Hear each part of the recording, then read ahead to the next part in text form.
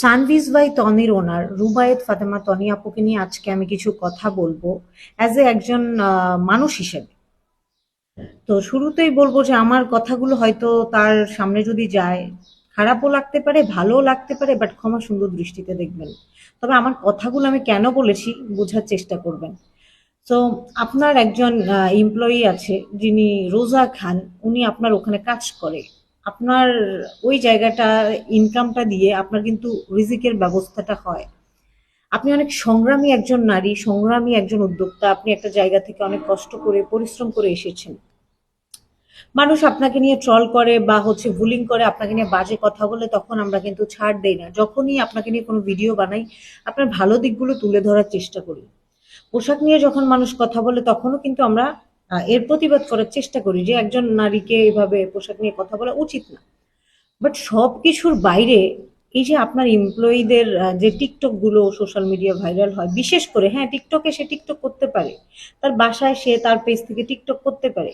But যেই জায়গায় সে কাজ করে সেই জায়গায় যদি এরকম উচ্ছৃঙ্খল ড্রেস ট্রেস পরে এরকম নাচানাচি, মানে কি অদ্ভুত আকার ভঙ্গিতে কথা বলে, তখন আপনি জাস্ট তার ভিডিওগুলো বাইরে থেকে বাসায় একটা ঘন্টা আপনি বসে একটু দেখবেন যে আমি যে আমার এই কর্মচারীটা আমার দোকানে বসে বসে যে এইভাবে টিকটক করে, ভিডিওগুলো দেখতে আমার কাছে কেমন লাগে। আপনি একজন ওনার, আপনি একটা বিজনেসের ওনার, আপনার মধ্যে সেই ব্যক্তিত্ব থাকতে হবে। আর যে আপনার ওখানে কাজ করে তার মধ্যে আবার ওই মানে নলেজটা থাকতে হবে যে এটা আমার কাজের জায়গা।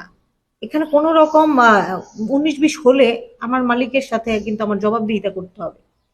আপনার দেখবেন এই যে যদি সামনে ধরেন আপনি কোনো প্রবলেমও ফেস করেন, আপনার এই ধরনের কর্মচারীদের জন্য করবেন।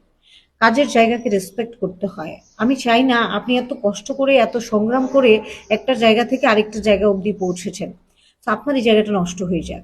কারণ আপনার পরিশ্রমের প্রতি, আপনি যেই পরিমাণ পরিশ্রম করেন বা যেই পরিমাণ শ্রম দিয়ে ব্যবসাটাকে দাঁড় করিয়েছেন, সবাই কিন্তু তা পারে না। এখন হতে পারে যে আপনি আপনার হাজবেন্ডের সাপোর্টে করেছেন বা ব্যাংক লোনের মাধ্যমে করেছেন বা মানে এনিওয়ে যে কোনো ভাবে আপনি করেছেন, বাট এতে কিছু যায় আসে না। বাট এই যে আপনার শ্রমটা, এটা কিন্তু বৃথা যাচ্ছে। সেম দেখেন ফাহিমকে নিয়ে কিন্তু কথা উঠেছে। ফাহিমের সাথে আপনি টিকটক করতেন, ফাহিমকে নিয়ে যখন আপনি লাইভ করতেন মানুষ হাসি ঠাট্টা করতেন।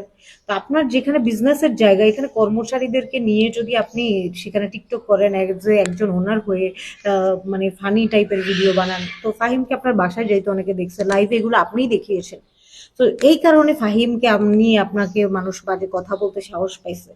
আমি অ্যাজ এ একজন মানুষ হিসেবে আজকের এই ভিডিও বানাচ্ছি। পাশাপাশি আপনি একজন মেয়ে, আমিও একজন মেয়ে। আপনি যদি আমাকে ভুল মনে করে থাকেন, আমি আপনাকে একটা রিকোয়েস্ট করব, নিজের ব্যক্তিত্বকে ধরে রাখতে শিখুন। আপনার ব্যক্তিত্ব যখন হারিয়ে যাবে তখন কিন্তু আপনি এটা আর ফিরে পাবেন না। আপনার হয়তো কোটি কোটি টাকা হয়ে যাবে, আপনার হয়তো অনেক ধন সম্পদ হবে, আপনার বাড়ি গাড়ি থাকবে, আপনি অনেক হাই ক্লাস মেনটেন করবেন, বাট আপনার ব্যক্তিত্ব না থাকলে আপনাকে কেউ কোনোদিন মূল্যায়ন করবে না।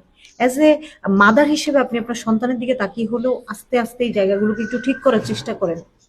আসলে আমরা খুশির বশীভূত হয়ে আনন্দে অনেক কিছু করে ফেলি, কিন্তু বাস্তবতার সাথে আমাদের মানিয়ে অ্যাডজাস্ট করে চলতে হবে। আর এটা একটা সোশ্যাল প্ল্যাটফর্ম, যেখানে আপনাকে নিয়ে যখন গুঞ্জন হয় কোটি কোটি মানুষ দেখে।